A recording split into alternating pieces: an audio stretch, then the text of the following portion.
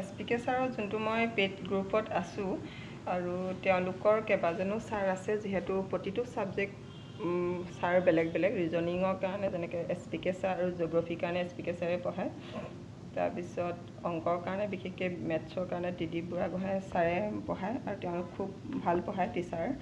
মেথছৰ আৰু ইণ্ডিয়ান হিষ্ট্ৰীৰ কাৰণে যেনে KK ছাৰ তেওঁৰ ফুল নেমটো হৈছে কৃষ্ণকান্ত সন্দিকৈ আৰু এজন আছে ছাৰ আছামিজৰ কাৰণে বিজিত খনিকৰ ছাৰেও পঢ়ায় তাৰপিছত আছে নৱ ছাৰে ইণ্ডিয়ান হিষ্ট্ৰী পঢ়ায় আৰু এই গোটেইকেইজন ছাৰৰ পৰাই বহুত শিকি ইমপ্ৰুভ হৈছোঁ আৰু প্ৰতিটো ক্লাছ তেওঁলোকে ডেইলি 7-8টাকৈ কৰে আৰু বহুতখিনি শিকিব পাৰিছোঁ তেওঁলোকে আৰু ইংলিছৰ কাৰণে জুপিলিনা মেম তেওঁ থাকে এক্সট্ৰাকৈ তেওঁ পঢ়ায় খুব ভাল পঢ়ায় আৰু ভাল পাইছোঁ মই তেওঁলোকৰ ক্লাছবিলাক কি কৰোঁ কি নকৰোঁ তেনেকুৱা লাগে বিশেষকৈ কিবা এটা খাবলৈহে মন যায় গধূলি কিয় জানো কি খাওঁ ভাবিছোঁ তাকে খাব লাগিব মানে কিবা এটা খাওঁতো লাগেই কৈছোঁৱে তাকে মেগী আৰু ডিম বইল কৰি ল'লোঁ আৰু সেয়া খাই লওঁ